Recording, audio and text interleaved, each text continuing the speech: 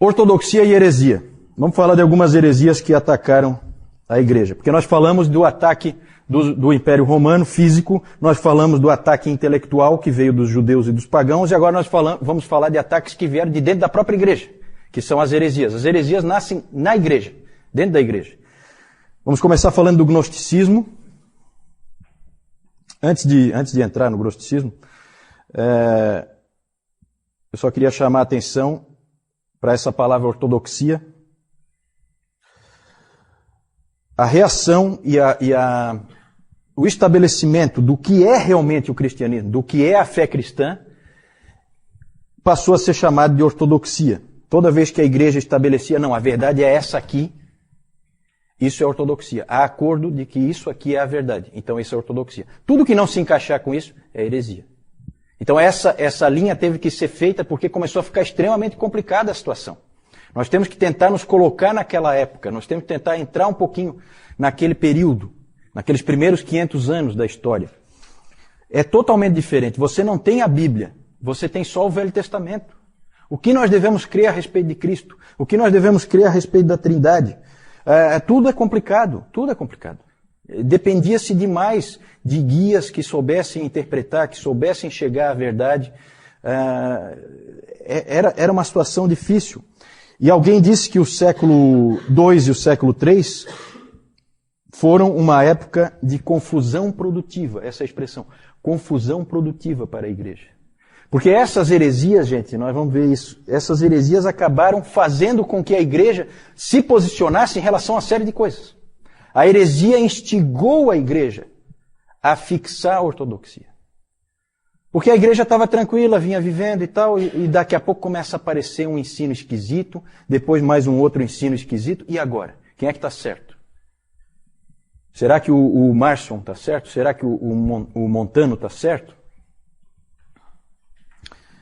Então é complicado. O gnosticismo era uma coisa que havia em todo o Império Romano, na Antiguidade, já aparece no Novo Testamento, né? Gnosticismo dentro da igreja.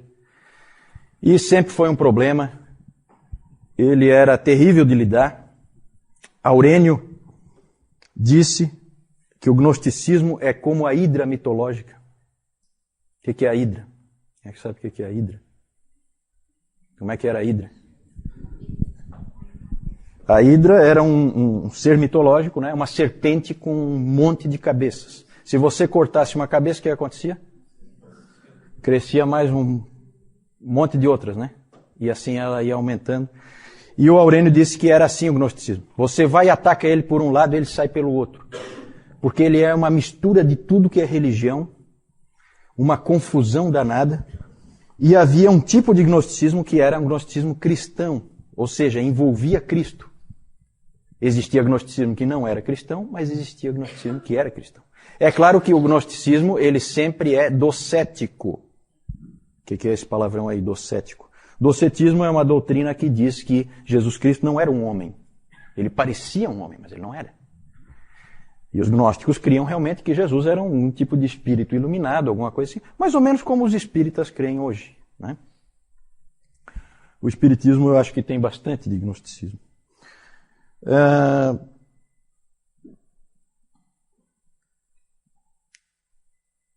O gnosticismo ele era sofisticado, cheio de filosofia dentro dele, metido a científico, né, como o nosso espiritismo hoje também é, né, metido a científico, querendo dar uma impressão de que se trata de uma coisa científica, e com explicações bem elaboradas, e o número de pais da igreja envolvidos na luta contra o gnosticismo é uma coisa impressionante.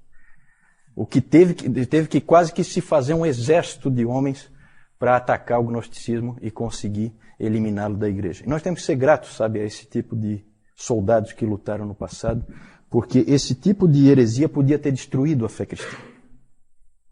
E é claro que Deus está no controle, Deus é soberano e tal, mas ele usa homens. Ele usou homens. Vários tiveram que atacar o gnosticismo. Algumas ideias, o gnosticismo é muito complexo, não tem como a gente entrar em detalhes, mas algumas ideias típicas do gnosticismo que sempre vão aparecer é, por exemplo, o dualismo. Existe um Deus bom e um Deus mau. O Deus mau Na versão cristã, o Deus mau é o que criou esse mundo, porque esse mundo é mau. Então foi o Deus mau que criou esse mundo. É o Deus do Velho Testamento. E o outro Deus é o Deus bom, que é o Pai. O Pai e Jeová são dois deuses diferentes dentro da visão gnóstica e que estão em constante conflito. A salvação, ela nada mais é do que escapar desse mundo material, porque a matéria é ruim, escapar do mundo material e conseguir ir para o mundo espiritual. Cada vez mais para o mundo espiritual. E onde é que entra Jesus nisso aí? Ele é um guia para te levar para esse mundo espiritual. A salvação dele é só nesse sentido, não tem nada a ver com cruz, nada, isso aí tudo está fora, tá? Dentro do gnosticismo. Então é uma heresia bem clara. E é interessante porque o gnosticismo ele apela muito, né? Porque havia todo tipo de esquema. Sabe essas coisas assim que o ser humano gosta, certo? Existia um esquema lá que eram 365 níveis que você tinha que galgar de espiritualidade. Porque no gnosticismo você é salvo pelo conhecimento, e conhecimento espiritual. Então havia 365 níveis que você tinha que galgar, em cada um havia um senhor, esses níveis são chamados de eons, havia um senhor e uma palavra-chave que você tinha que usar para superar aquele senhor daquele nível, para você ir se libertando. Esse tipo de coisa apela, tá, para o ser humano. O ser humano gosta desse tipo de bobagem. Né? Até videogame é assim, né? O pessoal do videogame, né? Não é assim, vários níveis, aí você tem lá uma palavra-chave que você entra, não sei o que, tal, você consegue ir para outro nível. É mais ou menos por aí. O David Calhoun, ele compara a luta dos gnósticos nesses níveis com Star Wars do 2º século. Né? É mais ou menos isso. No gnosticismo, como eu já disse, a salvação é pelo conhecimento. Hoje nós temos aí a nova era, que é bem, né, um renascimento, um reavivamento do gnosticismo, com todas as suas facetas. Sempre vai ter várias formas. Ele nunca é uma coisa definida, clara, é sempre meio nebulosa. Naquela época, uma coisa muito interessante, que vai ser muito importante na história da igreja, é que os gnósticos começaram a escrever um monte. E começaram a dizer que quem escreveu foi o apóstolo tal, foi o apóstolo tal. Aí começaram a aparecer aquele monte de evangelhos. Um dos mais famosos é o evangelho de Tomé, que tem aquelas historinhas, né, de Jesus na infância, sabe aquela? Que daí ele ressuscitou o passarinho e não sei o quê. Tudo falso, tudo absolutamente falso, escrito por gnósticos. E no evangelho de Tomé a tentativa qual era? Colocar essas doutrinas falsas na boca de Jesus Cristo. Fazer com que ele tivesse dito aquilo. E a igreja teve que lutar contra esse tipo de coisa. Aí apareceu o evangelho de Tomé, o evangelho de Pedro, o evangelho de Judas, esse que acharam agora recentemente, como se fosse uma coisa assim fantástica. Todo mundo sabe desde o 2º século que tem um monte de evangelho circulando. Não tem nada de especial em ter aparecido, o evangelho de Judas. Todo mundo sabia que tinha esses evangelhos. Esse é só mais um. Todos eles falsos.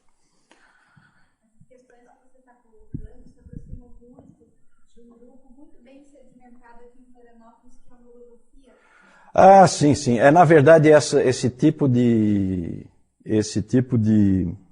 grupos, logosofia, cientologia, essas coisas assim, tudo é nova era, né?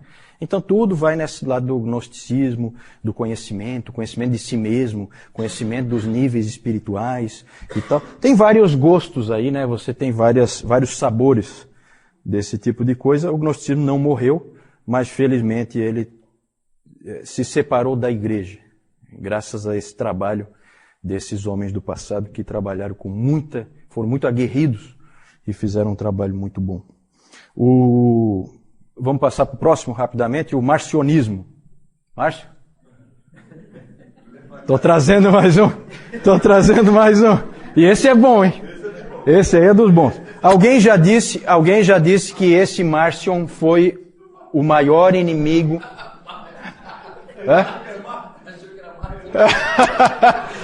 tá querendo fugir. Não foge não. Vem para minha lista. O marcionismo. Esse Márcio, alguém já disse que foi o maior inimigo individual da igreja em toda a sua história. De dentro, né? De dentro. Foi um homem que poderia ter destruído o cristianismo. De novo, houve aí os guerreiros, os lutadores que lutaram contra ele. Esse Márcio era filho de um bispo de uma igreja da Ásia Menor, de Sinop, mas ele acabou indo para Roma, ainda jovem, e ele foi influenciado pelo gnosticismo, ele tinha influência do gnosticismo, e na verdade a heresia do marcionismo forçou a igreja a definir o cânon. Sabe por quê? Quem é que sabe? Porque o Márcio... A Deb sabe, né, Deb? Porque o Márcio definiu um cânon ele mesmo.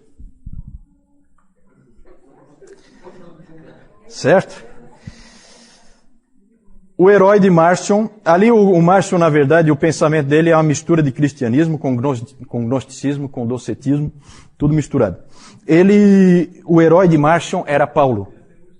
F.F. Bruce disse, é até uma frase interessante dele, que ele fala assim que ninguém entendeu tão bem Paulo nos primeiros séculos como Márcio.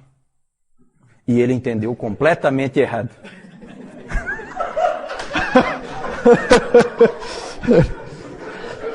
É uma frase dúbia, né?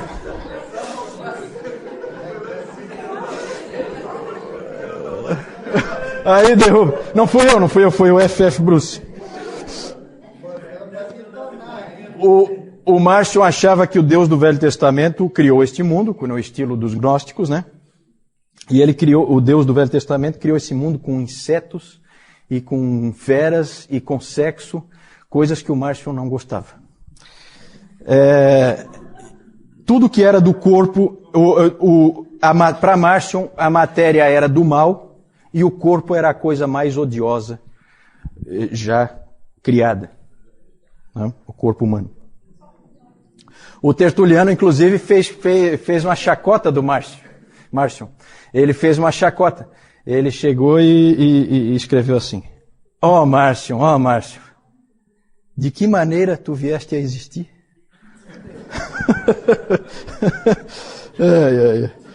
É interessante. Os pais da igreja atacaram muito o Márcio em suas ideias, eles viam que era um inimigo perigoso. O Irineu escreveu o seguinte: tendo dois deuses, Márcio acaba não tendo Deus nenhum. E é verdade mesmo, quando tem mais de um Deus, não existe Deus. O Policarpo uma vez encontrou pessoalmente com ele, em Roma, e aí o Márcio perguntou para ele assim: você sabe quem eu sou? Aí o Policarpo: sei, você é o primogênito de Satanás. A coisa era nesse nível. Cada homem para sua época, né? Esses pais da igreja pegavam pesado. É interessante que o Márcio, o cânon que eu falei, que ele definiu, o cânon dele só tinha o Evangelho de Lucas e 10 epístolas de Paulo. Só. E isso aí é inspirado, o resto não é. O resto é conversa fiada. E passa para o próximo slide, que eu quero mostrar uma coisinha ali. Só que o interessante é que o Evangelho de Lucas dele, pode passar o próximo. O Evangelho de Lucas dele era esquisito, porque ele é todo mutilado. Para fazer com que o pensamento do Márcio prevalecesse. Então olha como é que ele faz. Sabe como é que começa o Evangelho de Lucas? Evidente que não tem nada daquela parte do nascimento de Jesus. Genealogia e tal. Por quê? Porque é docético. Jesus não é um homem. Não pode ter pai, não pode ter mãe, nada disso. Então ele tirou tudo. Olha como é que era a coisa. Né? O Nilton estava falando que a Bíblia é distorcida e tal. Já foi pior, hein, Nilton? Tinha época em que os caras cortavam os pedaços que queriam. Então era assim, o Evangelho de Lucas dele começava com Lucas 3:1 e ia para Lucas 4:31. Ele juntou os dois. Aí fica assim, no 15º ano do reinado de Tibério César, sendo Pôncio Pilatos governador da Judeia, Herodes tetrarca da Galileia, seu irmão Filipe tetrarca da região da Itureia, e Traconites e Lisânias tetrarca de Abilene, desceu a Cafarnaum, cidade da Galileia, e os ensinava no sábado. Esse desceu é do céu. Sabe? Então naquela época ele desceu em Cafarnaum. Era assim que começava o evangelho do Márcio, o evangelho de Lucas. Então é tudo mutilado, é tudo assim, tá? Ele realmente adaptou a palavra ao seu próprio gosto, como é muito comum fazer, né? É normal esse tipo de coisa até hoje em dia, esse tipo de adaptação da palavra ao gosto da pessoa.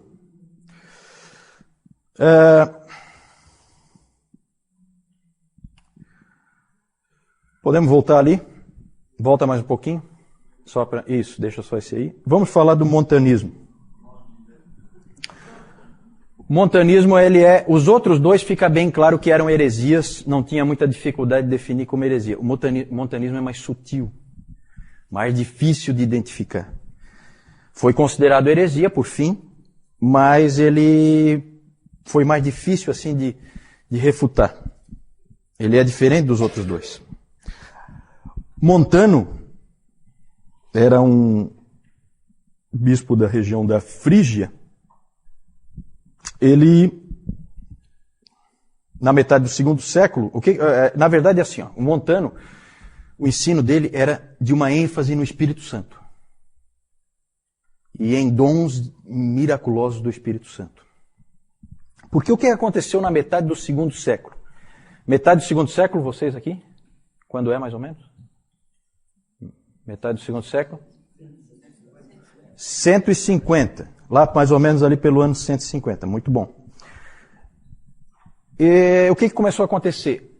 Todos os dons miraculosos começaram a desaparecer da igreja. Não havia mais profecias, não havia mais curas. Tudo começou a desaparecer, simplesmente desapareceu, não acontecia mais.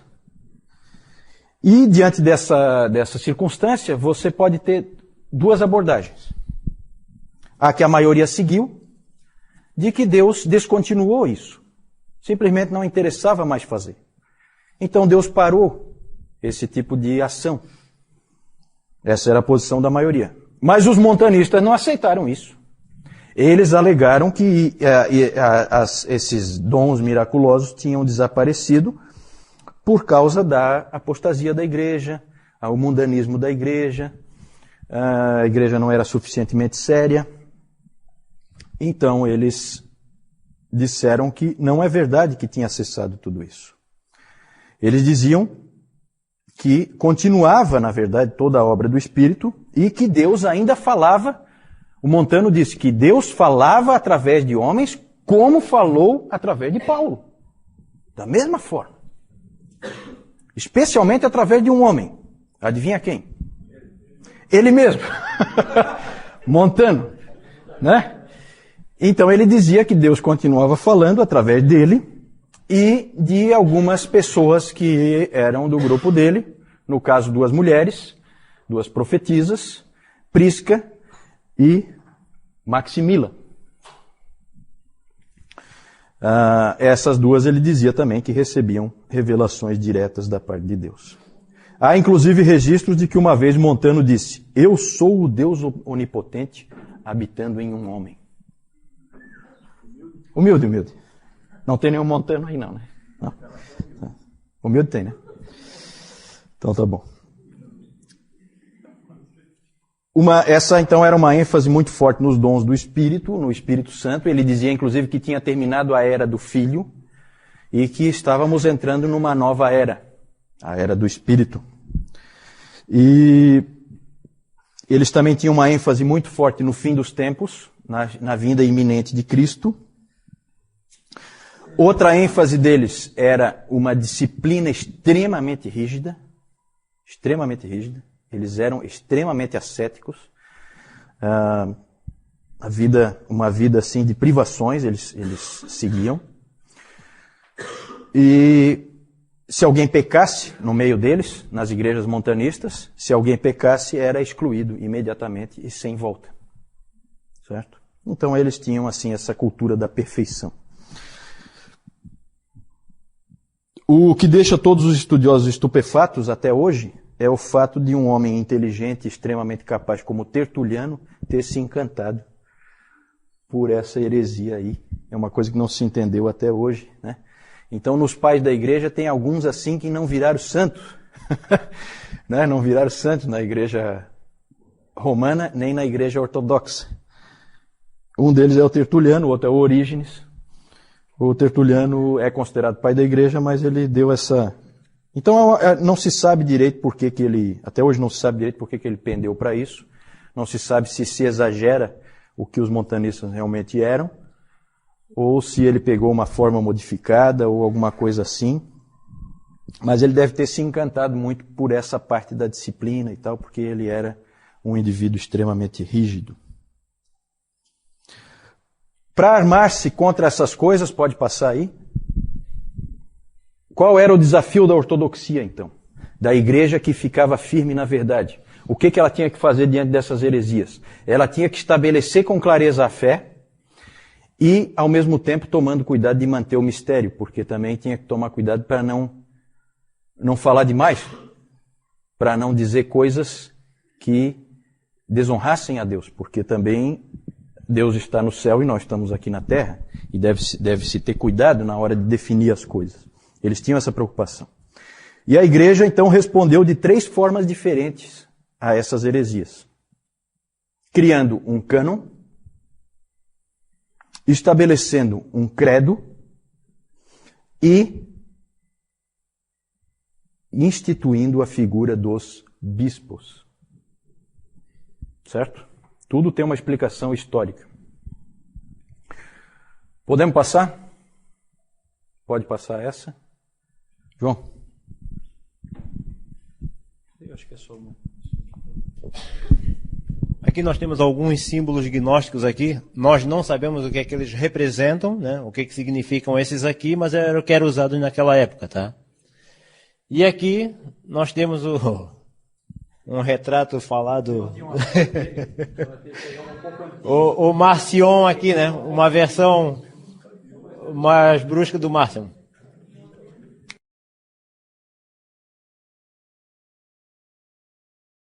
Se aparece combate ao agnosticismo no Novo Testamento. Principalmente em Colossenses aparece. Colossenses eu acho que é um bem típico, né? Aparece em Pedro, uma das cartas de Pedro. Não sei, o Nilton pode me ajudar, Nilton? Eu acho que mais por aí. Desde o início havia problema com o gnosticismo, desde o início.